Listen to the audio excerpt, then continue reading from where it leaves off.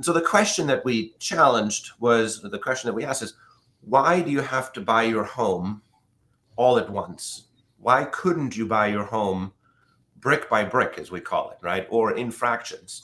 Why is it not possible today to go pick a house and then, live in that home and own a portion and rent the other portion, right? Frank, what is the number one secret to what Ownify is doing to help homeowners and looks like savvy investors, right, that have a conscience for wanting to help people getting to houses? Walk us through that secret for what you guys are doing and how it's all working. Yeah. So we started with this question, or just one step back.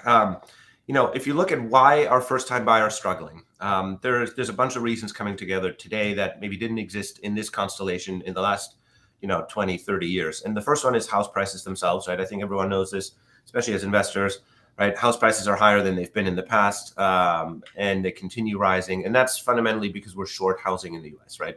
Depending on what you read, 2.7, 2.8 million units. So you have house prices that keep going up. You have most first-time buyers now have student debt, significant debt load, which depresses their budgets. You have a lot of corporate and individual cash buyers that you're competing against. So even if you do qualify for a mortgage and you can get into the financing, a lot of times when you as a first-time buyer show up with an FHA mortgage or a down payment assistance program or some other version of making it work, you're competing against cash buyers and you're getting outbid in the market. So there's a bunch of reasons, right, coming together. And the tax deduction of mortgage interest is largely unavailable to first-time buyers because in that income category and in that mortgage size bracket where you're buying a $300,000-$400,000 starter home, you usually don't itemize and get that tax deduction. So a bunch of reasons coming together why first-time buyers are struggling. And so when we looked at this, we said, well, why do we buy homes the way we do? And in the US, there's a very standard way of buying a house, which is you take out a 30-year mortgage. By and large, it's a government structured and sponsored product. And you go out and, you buy the home, you hold title, depending on the state, you sign the title, but basically you get a lot of debt to buy a house. And then you pay that debt off over, the next 30 years, and maybe you refi and, eventually you might sell the house. And so the question that we challenged was, the question that we asked is, why do you have to buy your home all at once? Why couldn't you buy your home brick by brick, as we call it, right? Or in fractions? Why is it not possible today to go pick a house and then, live in that home and own a portion and rent the other portion, right? And if you think about that, it's actually a fairly simple question, but it's really hard to engineer that. And so, navigating the real estate maze, one of the things we dug into then is, what is the notion of ownership? What does ownership really mean? It turns out ownership is a bundle of rights, right? And one of the big rights and important rights is obviously the right to occupy the home. A big right is the ability to control what happens to the home, so to sell it or to hypothecate it or lend it, borrow against it. And so we looked at that bundle of rights and said, this is what ownership means. And we took it apart and then put it back together in a different fashion. And so what Ownify really does is we fractionalize homes into investable shares, or bricks as we call them. And what that allows us to do is create an on-ramp for the first-time buyer. So the way that works is, the first step is we qualify buyers. So we get because this is a big problem, we get a lot of applications. And we've built an engine that looks at, credit and income and ability to afford a home. And then, once someone has gone through that, which you can do at ownify.com, you get a budget as a first-time buyer. And that budget is generally between $250,000 to maybe $750,000 at the high end. So this is really targeted towards starter homes in most of the country.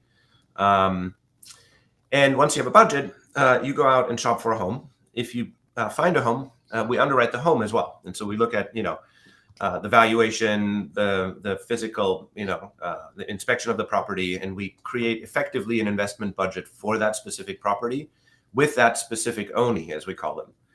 At that point, we buy the home as an all-cash buyer. We use a fund that we've put together to do that. And we fractionalize the home into 10,000 bricks. So what does that mean? It means we issue shares in an LLC that holds title to the home.